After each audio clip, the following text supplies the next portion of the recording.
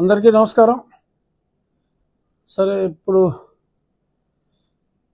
రాష్ట్రం అంతా 2 రోజులుగా జగన్మోహన్ రెడ్డి గారు ఆయన కట్టుకున్న ప్యాలెస్ గురించి, దాని మీద వైఎస్ఆర్ కాంగ్రెస్ పార్టీ వివరణ, విశాఖపట్నం ప్యాలెస్ మీద ఆయన వివరణ, ఏదో ఒక ఐకానిక్గా కట్టాలి అనుకున్నాం.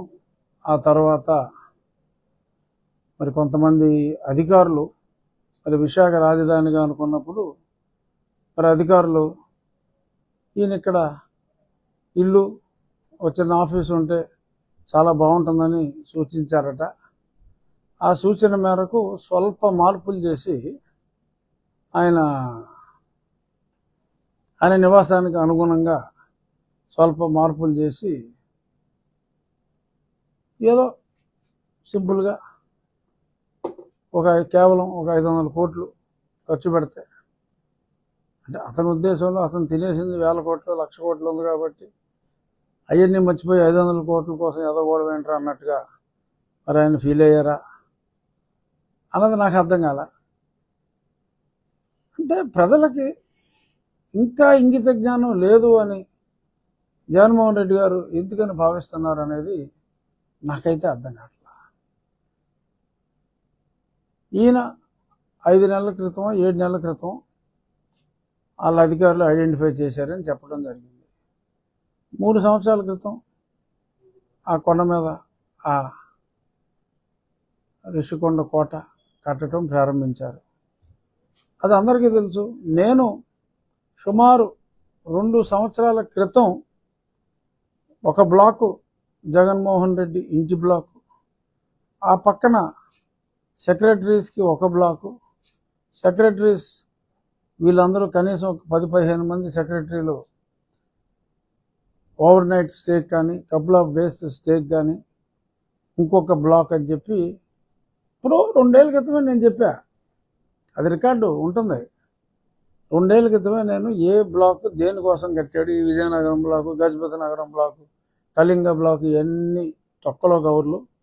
అతను ఇల్లు కట్టుకుంటున్నాడు, ఇంటి దగ్గర ఒక ఆఫీస్ కూడా పెద్ద ఆఫీస్ పెట్టుకుంటున్నాడు. ఎలా అయితే తాడేపల్లి కొంప పక్కన ఉన్న ఆఫీస్ నడుపుకుంటూ సెక్రటేరియట్కి వెళ్లకుండా ఎలా కాలక్షేపం చేస్తున్నాడు, విశాఖ రాజధాని అని చెప్పి అలాగే కాలక్షేపం చేయబోతున్నాడు అని చెప్పి నాకు ఎప్పుడో తెలుసు ఈ విషయం. ఆ విషయాన్ని నేను అప్పుడే చెప్పడం జరిగింది. మరి ఇలాంటివి మరి ప్రజలకు తెలియదు అనుకుంటారు, ఏమనుకుంటారు. కేవలం ఎవడో అధికారి ప్రవీణ్ ప్రకాశం, ఇంకెవడో మాలోకం ప్రకాశం వాళ్ళు సూచించారట సీఎం గారికి ఇదైతే భలే సూట్ అవుద్దని. అందుకని అప్పటికప్పుడు మార్పులు చేసి మరి అప్పటికప్పుడు 26 లక్షల కమోడు, 50 లక్షల టబ్బు, బాత్రూము. ఆ బాత్రూమే పేదవాడికి, అంటే నిత్యం పేదవాడి తరఫున పెత్తందారులతో పోరాడే జగన్మోహన్ రెడ్డికి మరి ఆ పేదవాడి 2 పేదల ఇల్లు సైజు కన్నా పెద్ద బాత్రూము, ఆ కమోడ్ ఖరీదు ఒక 12 పేదవాడి ఇళ్ళ ఖరీదు అయిన కమోడు. అంటే ఇవన్నీ ఆయనకి చచ్చినంత డబ్బు ఉంది. జగన్మోహన్ రెడ్డి గారు ఏదో బీచ్లో సైట్ కొనుక్కుని ఆయన 500 ఎట్టు కట్టుకున్నా కూడా ఎవరో బాధపడ్డాం. కానీ పాపం ఆయన అనుకున్నది ఏంటంటే రాబోయే 20 సంవత్సరాలు ఆయనే ముఖ్యమంత్రిగా ఆయన అనుకున్నాడు. అనుకుని ఆ మాత్రం ఖర్చు మనకెందుకు అని చెప్పి ప్రభుత్వం ఖర్చుతోటే ఆయన కట్టించుకున్నాడు. బట్ ప్రజలు తింగరోళ్ళు కాదు. ఆ ప్రజలకి సరే అందరూ కూడా చెప్పారు. నేను కాస్త ముందు చెప్పా, ఎందుకంటే ముందుగా ఇతని గురించి గ్రహించింది నేను కాబట్టి. ఓ 4 ఏళ్ల క్రితం నేను ప్రతిరోజు అతని గురించి మాట్లాడటం, ప్రజలందరికీ చేస్తున్నవన్నీ చెప్పటం, ఇవన్నీ కూడా జరిగినాయి. ఇప్పుడు ఇంకా మారకుండా, ఇది ఎందుకు చెప్తున్నాను అంటే ఇప్పటికైనా జగన్మోహన్ రెడ్డి గారు మారకుండా ఇంకా ప్రజల్ని మభ్యపెట్టే ప్రయత్నంలో కేవలం ఎవరో అధికారి చెప్తే నేను ఇక్కడికి వచ్చాను తప్ప, ఇక్కడికి మారదాం అనుకున్నాను తప్ప అది ఒక గొప్ప కట్టడం కోసమే మనం కట్టాం తప్ప నా వ్యక్తిగత అవసరాల కోసం కాదు. ఎవడో వ్యక్తి చెప్తే అతను ఏదో మంచి సలహా చెప్పాడులే, పోనీ ఉందాంలే, వీళ్ళందరూ సలహా ఇస్తున్నారు కదా, ఇంకెక్కడ ఇల్లు లేదన్నట్టుగా అనుకున్నాడు తప్ప మరి ఆ విధంగా అతను మాట్లాడటం అతని భావదారిద్ర్యానికి మనం బాధపడాలి తప్ప మరి ఇంకేమీ చేయలేం. మళ్ళీ ఇలాగే ఇంకొకటి ఈవీఎంలు. సరే, ఎలాన్ మస్క్ ఒక మాట అన్నాడు. సరే, నో డౌట్ ఎప్పటి నుంచో గతంలో చంద్రబాబు నాయుడు గారు కూడా ఈవీఎంలు తీసేయాలని చెప్పారు. విన్నారా మీరు అప్పుడు చెప్పినప్పుడు? సో అది ఎప్పటి నుంచో ఉంది. అభివృద్ధి చెందిన దేశాల్లో ఈవీఎంలు వాడరు. బట్ ఏ అభివృద్ధి చెందిన దేశమైనా కూడా, అంత అమెరికా లాంటి పెద్ద దేశమైనా కూడా అక్కడ 25 కోట్లే జనాభా, మనకు 140 కోట్ల జనాభా. సో అంచేత కన్స్ట్రెయింట్స్ ఉన్నాయి. నేను పార్లమెంటరీ కమిటీలో ఉన్నప్పుడు ఈ ఎలక్షన్ కమిటీ కూడా మా పరివిలోనే ఉండేది, ఆ పరివిలో ఉండేది. మేము అన్నీ కనుక్కున్నాం.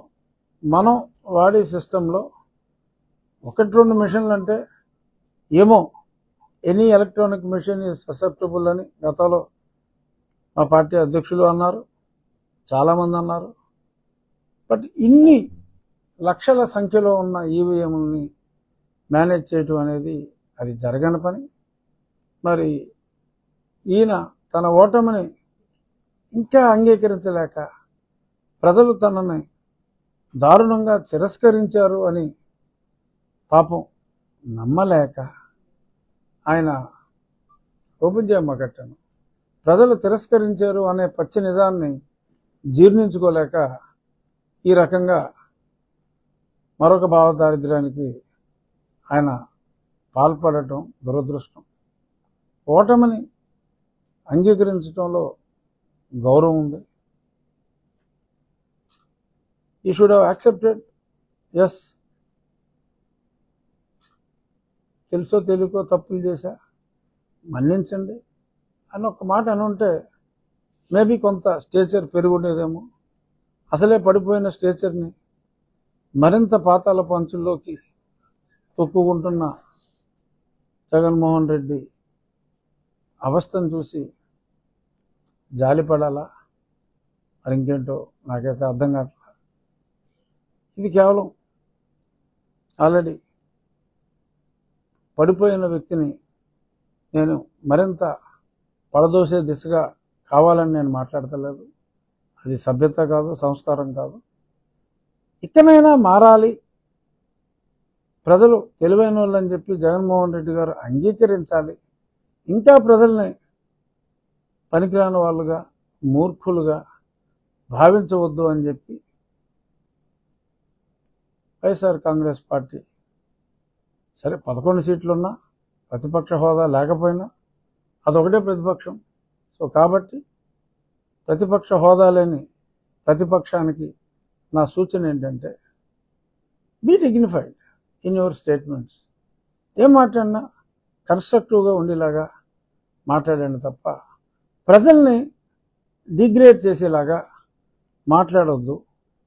Let there be constructive criticism అని మరొకసారి తెలియజేస్తూ, ఇక అది వదిలేసి నియోజకవర్గానికి వద్దాం. నేనేం చేస్తున్నాను ఆ నియోజకవర్గానికి అనేది ఇంపార్టెంట్. ఎందుకంటే ప్రస్తుతానికి, సరే అది ప్రస్తుతానికి అవుతుందా, పర్మనెంట్ అవుతుందా అనేది ప్రస్తుతాన్ని పక్కన పెడదాం. ప్రస్తుతానికి నేను టోటల్ ఫోకస్ అంతా కూడా మరే బాధ్యత అప్పచెప్పలేదు కాబట్టి పూర్తిగా నా నియోజకవర్గానికి నేను పరిమితమై, ఎలాగ నిధులు లేమైతే చాలా దారుణంగా ఉంది. ప్రభుత్వం మారినప్పటికీ కూడా ఓవర్ నైట్, మరి ఎందుకంటే చాలా హామీల బడ్డెన్ ఉంది. మరి పెన్షన్లు, మరి 50 ఏళ్ళకే పెన్షన్లు, ఎన్నో సూపర్ సిక్స్లు ఇవన్నీ ఉన్నాయి. అవన్నీ ఉన్నాయి కాబట్టి ప్రభుత్వం మీద ఎక్కువ బర్డెన్ పెట్టకుండా మరి నా నియోజకవర్గాన్ని ఎలాగ అభివృద్ధి పదంలో ముందుకు తీసుకెళ్ళాలి అనే దాని మీద నాకు కొన్ని ఆలోచనలు వచ్చినాయి. నేను జిల్లా కలెక్టర్ గారు, మా జిల్లా కలెక్టర్ గారితో, మన జిల్లా కలెక్టర్ గారితో, ప్రెస్ మీట్ ఎక్కడ కాబట్టి మన జిల్లా కలెక్టర్ గారు సుమిత్ కుమార్ గాంధీ గారితో చర్చించడం జరిగింది. ఇందులో భాగంగా నేను ఎన్నికల ప్రచారంలో కూడా చెప్పింది డ్రైనేజ్ అండ్ ఇరిగేషన్ సిస్టమ్ పూడిక తీక. అసలు ఉమ్మడి జిల్లాకే గత 5 సంవత్సరాల్లో మరి ఎంత ఇరిగేషన్ సిస్టమ్ ఉంటే 5 కోట్ల రూపాయలు కేటాయించడం జరిగింది. ఉమ్మడి జిల్లాకి గత ప్రభుత్వ హయాంలో కేవలం 5 కోట్ల రూపాయలు కేటాయించడం జరిగింది. అంటే ఏ ఒక్క పని, ఒక చిన్న పార కూడా కెనాల్లో వాళ్ళు పెట్టిన పాపాన పోల. అక్కడక్కడ గ్రామస్తులే కొన్ని పనులు చేసుకున్నారు. మరి ఎప్పుడైనా మరి కాంట్రాక్టర్ని పిలిస్తే కాంట్రాక్టర్కి మరి జిఎస్టీలు ఉంటాయి, కాంట్రాక్టర్కి మార్జిన్ ఉంటుంది, కాంట్రాక్టర్కి డబ్బులు రావు. కాబట్టి ఒక సంవత్సరం అయినా ఆ వర్క్ కాస్ట్లో ఒక 20% మరి వాళ్ళు ₹2 వడ్డీకి తెచ్చుకుంటారు. కాబట్టి ఒక 20% అది. దీనివల్ల ₹1 పనికి 2.5 ప్రభుత్వ ఖజానాకి అయ్యే పరిస్థితి. మరి ఇవన్నిటిని అధిగమిస్తూ మరి మాటిచ్చిన ప్రజలకి వాగ్దానం నిలబెట్టుకోవాలి. అలాగే వాగ్దానం అనే కాకుండా మరి ప్రజల ముందు తలెత్తుకోవాలి అంటే చెప్పింది ఎలాగైనా సరే చేయాలి అనే దృక్పథంతో మరి కలెక్టర్ గారితో ఒక ఆలోచన చేసి ఉండి ఇరిగేషన్, స్టార్ట్ విత్ ఇరిగేషన్, ఇంకా రోడ్స్